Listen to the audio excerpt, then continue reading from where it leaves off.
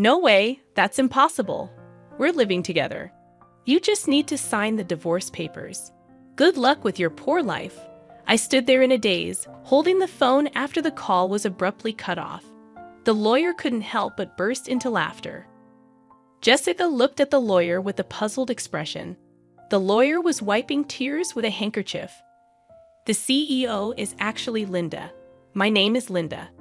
I've been married to my husband Mike for 2 years. We don't have children.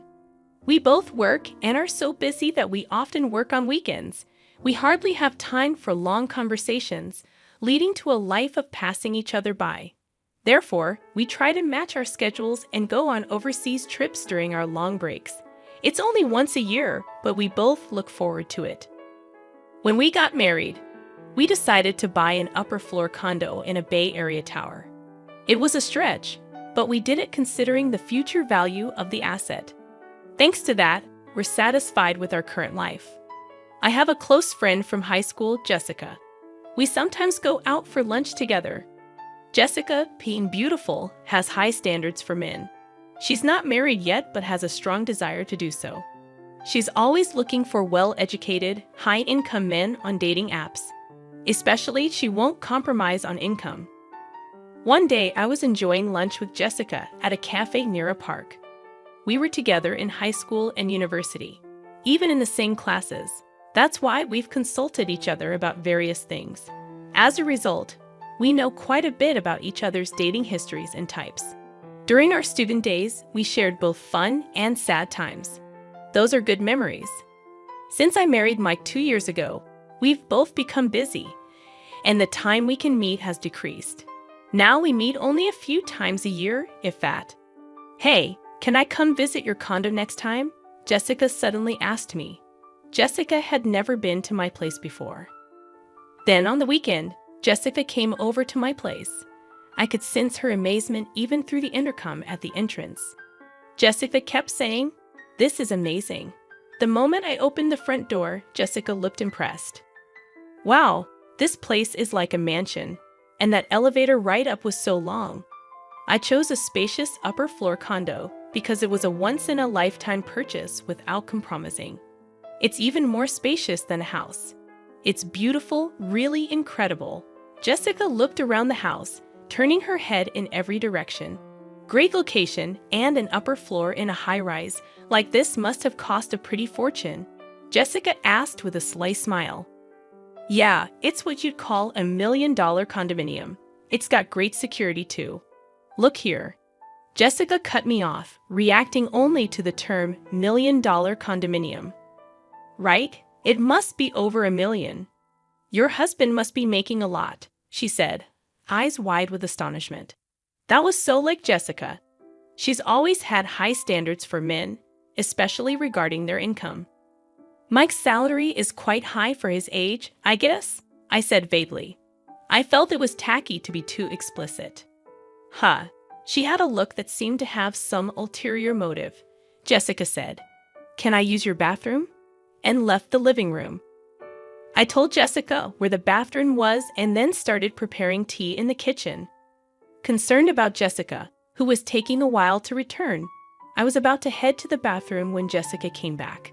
Just replying to an email. Jessica doesn't usually make excuses like that. I felt a slight sense of unease while enjoying the cookies Jessica brought as a gift and having tea. She asked, "Can I stay till evening?" She apparently wanted to greet Mike. Indeed, it had been since our wedding that Jessica last saw Mike. It's not unnatural for her to want to see him. I decided to check with Mike just in case. Mike happily agreed. I might finish work early, he replied in an email. I assured Jessica that it was okay, and then I began preparing dinner. Jessica was initially engrossed in her smartphone, but eventually stood up and headed to the bathroom again. Unaware of the prolonged absence while cooking, I noticed when Jessica returned, she was wearing a necklace that seemed oddly familiar. It was mine. Staring at the necklace, Jessica flashed an embarrassed smile. How do I look? Does it suit me? She posed like a model. Stunned, I observed as Jessica started laughing, saying, "Oh, come on. I'm just kidding. I just found it and thought it was cute. It must have been super expensive, right? A premium piece for sure. She rambled like a child trying to justify her actions, labeling it a gift for Mike. Wow, he must be really wealthy to afford something like this, Jessica sighed. However, the necklace was stored in the closet in the bedroom. Jessica must have pretended to go to the bathroom and instead went to the bedroom, peeking into the closet. That's what it seemed like. I couldn't believe her actions, but I didn't want to come off as petty, so I emphasized that it was a precious item. Taking advantage of my lack of reprimand, Jessica made an outrageous request. Can I borrow this necklace for a while? I've got a date with a doctor I met on a dating app, and I want to wear it for that, please, she pleaded, joining her hands together as if praying. Reluctantly, I decided to lend it to her, emphasizing the need for careful handling, as it was a gift for Mike. As soon as Jessica knew she could borrow it, she smiled and began caressing the necklace. Of course, I understand she seemed to pay no mind to my words. When I finished the meal prep, I pretended to go to the bathroom to check the bedroom. Sure enough, the closet in the bedroom and the chest beside the bed weren't fully closed. Jessica must have opened every drawer and door she could find. There were fingerprints on the jewelry, watches, and precious metals. Jessica might have touched things, but probably didn't intend to borrow them. The shoes seemed to have been forced on, and the heels were misshapen. This was clearly going too far. Returning to the living room, I confronted Jessica. You touched various things in the bedroom, didn't you? The shoes were misshaped, and there were fingerprints on the watch. Rather than appearing remorseful, Jessica puffed out her cheeks a bit. Please don't do that again, she said. Jessica returned to her normal expression and apologized, saying sorry. Not wanting to dwell on this and risk straining our friendship, I decided to just lightly laugh it off. That's when Mike came home, holding a box of cake. Mike and Jessica saw each other for the first time since our wedding. It was awkward at first, but they gradually warmed up to each other, making for a lively dinner. By the time we ate the cake Mike brought, they were chatting like good friends. While I was clearing the dishes and washing up, they were laughing together. My boss is terrible, right? I envy Mike's subordinates. Mike was grinning, eyes crinkling with laughter. That's not true. I was a bit bothered by Jessica casually touching Mike. But at the time, I thought it was better than them being distant. After all, Mike wasn't the type of man Jessica usually goes out with. About a month after Jessica's visit, Mike's behavior started to change. He spent more time on his smartphone, which he usually didn't do much. He often seemed distracted when I talked to him and asked me to repeat myself. He always carried the phone with him, even taking it to the bathroom.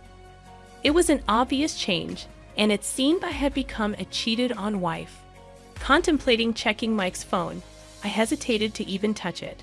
Conversations between Mike and me at home became increasingly rare, and he started working on weekends much more. Mike was hardly ever at home on weekends, and while we barely saw each other on weekdays originally, now not seeing each other on weekends too felt like living separately within the same house. Moreover, we started sleeping in separate bedrooms under the pretext of his tiredness. Vaguely considering divorce or separation, I stumbled upon divorce papers on the living room table one day. Upon closer inspection, Mike had already signed them. Though I had suspected it, actually seeing it still shook me. With trembling hands, I called Mike, questioning him about the unexpected discovery. I just got home and saw it on the table. What does this mean exactly? I inquired, hoping for clarification. Mike's response struck me hard. It's what it looks like. I want a divorce, he declared, leaving me stunned. Pressing him for a proper reason, Mike dropped the bombshell. I've fallen in love with someone else. It's not an affair. I'm serious. With disbelief, I heard a familiar female voice on the phone, Jessica. It was what I had suspected. I'm dating Mike, and I even want to marry him, Jessica admitted nonchalantly. Hearing the confirmation made my heart race and brought on a cold sweat. Jessica's crude way of talking hinted at a side of her I hadn't seen before. Mike echoed, "There's nothing left to talk about." Can you just sign the divorce papers and send them off? I want to talk things over, so please tell Mike to come home." Stunned by the abrupt ending of the phone call, I couldn't move for a while. Sleepless nights persisted as Mike didn't come home, and I couldn't bring myself to touch the divorce papers. Jessica continued to torment me by sending multiple photos of her and Mike together, flaunting their relationship. My mental health deteriorated, and my complexion worsened. People around me became worried, urging me to seek medical help. Reluctantly, I ended up in treatment, managing to regain some peace with medication. An unbelievable incident unfolded upon my return from the hospital. Something felt off inside the room, and upon checking the bedroom, I discovered that bags and jewelry were missing. The count of jewelry watches in the chest was off too. There was only one person who could do this: Jessica. Questions swirled in my mind. Why would she do something like this? What had I ever done to her? My insomnia relapsed, and sleepless nights continued, leaving me staggering through my days. During counseling at the hospital, when I mentioned the theft at home, I was strongly advised to consult a lawyer. I promptly contacted the company's lawyer and set up an appointment, stating my clear intention: I'll get a divorce. I want those two to face proper consequences. I responded immediately, surprising even myself. Just a little while ago, I was pondering what to do, and I couldn't believe how easily those words came out of my mouth. Perhaps I really wanted to punish them after being tormented so one-sidedly. It was just about getting back at them. Now, a week later, I received a message from Jessica. I had sent her a certified letter. "Hey, what are you thinking, sending a certified letter to my workplace?" Jessica sounded pretty angry, her voice filled with rage. "You must have expected at least this much. Anyway, I'm leaving everything to my lawyer now." I hung up the phone. Jessica called several times after that, but I ignored all of them. Then Mike called. I had sent a certified letter to his parents' house. Apparently, his affair being exposed at home caused a huge uproar. I wanted to burst out laughing at his self-inflicted predicament, but managed to restrain myself. Feeling that leaving it all to the lawyer wouldn't be enough to calm my feelings, I decided to confront them both. I would denounce them thoroughly on the spot. The lawyer arranged the date and time, and we decided to have the discussion at the law office. A few days later, the two reluctantly showed up at the law office. I thought they would bring their own lawyer, but it seemed they came alone. Jessica stormed into the office, flinging the door open. Mike followed, looking uncomfortable. "Finally, we meet, you coward." Jessica made no effort to hide her anger, but Mike stepped forward, trying to calm her down. "Well, you've been running away all this time.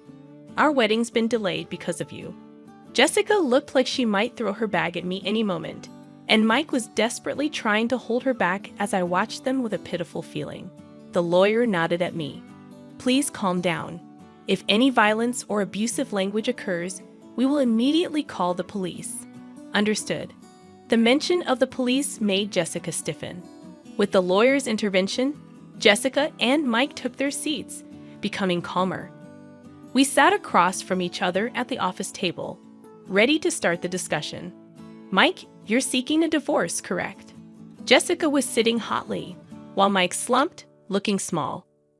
"We've agreed to the divorce. However, since your relationship is adultery, we will ask for alimony. Is there any significance to this?" Mike's face clouded over. "I'll agree to the divorce, but once the alimony is paid, don't contact us ever." I quietly nodded in agreement, and Jessica looked displeased, maybe expecting more resistance from me. When the lawyer began discussing the alimony amount, Jessica snapped. I said any amount is fine. "We have plenty of money." Jessica sat arrogantly with her arms crossed. The lawyer looked at her with interest, saying, "Oh yes, didn't he research? Mike is the president of a jewelry company with a yearly revenue of $2 billion. Mike looked up frantically, trying to restrain Jessica's arm. Jessica, her face flushed, continued excitedly, "Alimony for an affair is nothing to us. I'll even give a proper share of the property." Mike was trying hard to calm her down. Jessica shook off his hand and continued, "You can barely make ends meet on your salary, right?" She scoffed with a laugh. The lawyer burst into uncontrollable laughter. Jessica looked at him with a puzzled expression, and the lawyer wiped tears with a handkerchief. "Actually, the president is Linda." Jessica was dumbstruck, her mouth hanging open. Mike hung his head, his body trembling slightly. "Mike is just an ordinary employee with no position at Linda's company. I am Linda's corporate lawyer." Jessica started laughing loudly. "What are you talking about?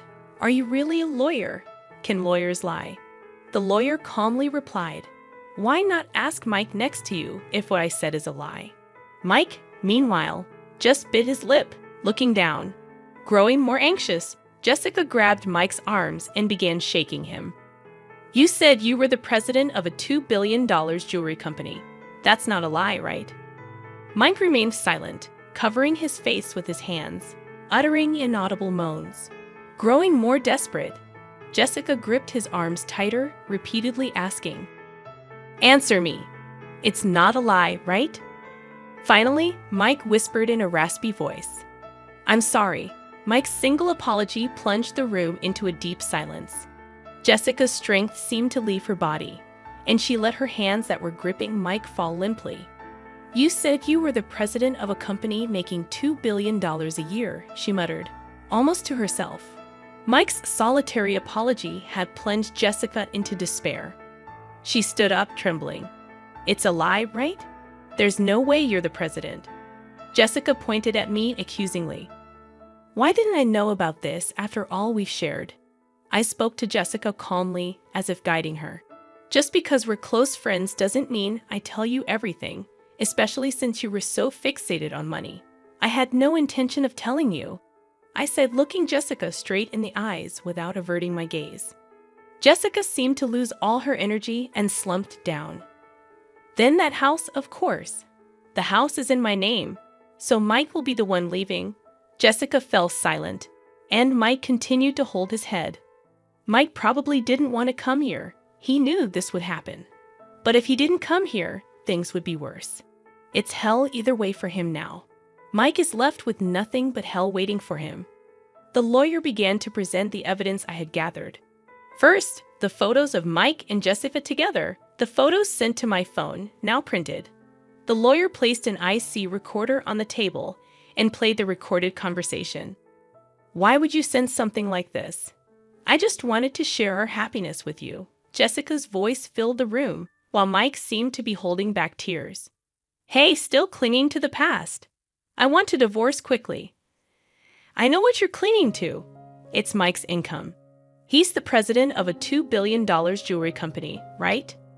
"You hid it because you thought I might take it?" Jessica, perhaps embarrassed, covered her face with her hands. "Hurry up a divorce and leave that condo. It'll be mine soon. Too bad Mike didn't come back to you. I'll give you as much alimony as you want." "Poor thing, your aim was the money, not Mike." "I'm speechless at how you've been deceived, Mike." Mike and Jessica fell silent. "Do you think this is over? What else is there, Jessica? You broke into the house when Linda wasn't there and stole several items, didn't you?" I felt relieved at the lawyer's calm demeanor. Mike looked shocked, apparently unaware of this. "Hey, what's this about stealing?" Jessica bit her lower lip, her hands shaking. "No, not me. I don't know anything." The lawyer placed a tablet on the table and played a video. It showed Jessica sneaking into the bedroom, taking bags and jewelry, and stuffing them into her bag. Jessica stared wide-eyed at the footage. "What is this? Why are you recording me? Isn't this illegal surveillance?" Mike covered his face with his hands. "We always had security cameras inside our house. Why didn't you tell me that earlier? Who would think you'd break in to steal?" "I felt a headache coming on from their foolish exchange, and you used my key without permission. I wanted those things. It's your fault for not buying them for me." The two began arguing, ignoring us. The lawyer and I could only look on in disbelief. "Please save your arguments for later. Regarding this theft, we will be filing a police report," the lawyer said calmly. Jessica seemed to panic at the mention of the police. "That's a bit much, isn't it?" I just borrowed something from a friend. I never gave you permission to borrow anything. I spoke to her calmly. Besides, you're not a friend or anything. You were just a classmate. That's why I'm filing a police report. Jessica started to kneel and apologize. I looked down at her and said coldly, "You're going to compensate. The value of what you stole is more than your annual income." "Are you sure about that?" Jessica was speechless. "And there's also the matter of the alimony." Jessica turned to Mike, pleading in a tearful voice, "You'll pay, right? Even if you're not the president, you still earn well, right?" Mike was silent, looking down. "He can't pay it because he's about to be fired," I said. Mike looked up in surprise. "That's correct. Since leaving the house, Mike has not shown up for work. Plus, with this commotion, there have been complaints from his boss," I explained. Mike looked like he might collapse on the floor. "But there's still the property division, right?" "I'll pay with that," Jessica said desperately. "That's not possible. Linda and Mike have a prenuptial agreement regarding property." "You didn't hear anything from Mike, did you?" "He never told you the inconvenient truths," I replied calmly. I regarded Mike with disdain as the lawyer placed the contract on the table. The agreement explicitly stated that if the marriage lasted less than 3 years, neither party could claim the other's property. Given that they were currently in the 2nd year of marriage, Jessica attempted to grab the document as if to tear it up. "You should handle that document carefully. It's a notarized deed, and you could be held legally accountable for damaging it," I warned. At the mention of potential legal consequences, Jessica halted her attempt to destroy the document and began to half-heartedly plead with Mike. "Mike, you have savings, right? Use that to pay," she suggested. Mike, looking at Jessica with resentful eyes, retorted, "What money? You always wanted sushi, steak. There's no way I have any savings left." "It appears that way. And it seems he has debts from unsavory sources," I added. Jessica's shoulders slumped, revealing the pitiable sight of the once glamorous appearance that used to turn heads. This was the result of the seeds she had sowed herself, leaving the two looking haggard and lost, muttering about how this wasn't supposed to happen and what they would do now. Deciding to leave the rest to the lawyer, I stood up to leave, emphasizing to Jessica, "Money isn't something you steal from others. It's something you earn through effort." After that, the divorce proceeded smoothly. I sent all of Mike's belongings back to his parents, who kept apologizing to me and even sent a letter of apology. Jessica, on the other hand, faced police interrogation for illegal entry and theft, leading to her arrest after admitting guilt. Although she showed remorse and an intent to compensate, her other crimes, including stealing from men she met on a dating app, suggested she might face a prison sentence. Mike, unable to live in Jessica's apartment, moved to an old apartment on the outskirts of town. Despite looking for a job, his unexplained absences and poor attitude at his last job made it challenging to get hired. He resorted to day labor to get by, receiving regular updates on their situations from the lawyer. I threw myself into work after the divorce. Currently, I am expanding our company's jewelry line to Europe, an idea that emerged during a break I took after the divorce. During that time, I had the chance to connect with the owner of a jewelry store in France. We bonded over shared experiences of divorce, and he agreed to showcase my company's jewelry in his store. Focusing on sales in France, I considered it a well-deserved perk after all I had been through.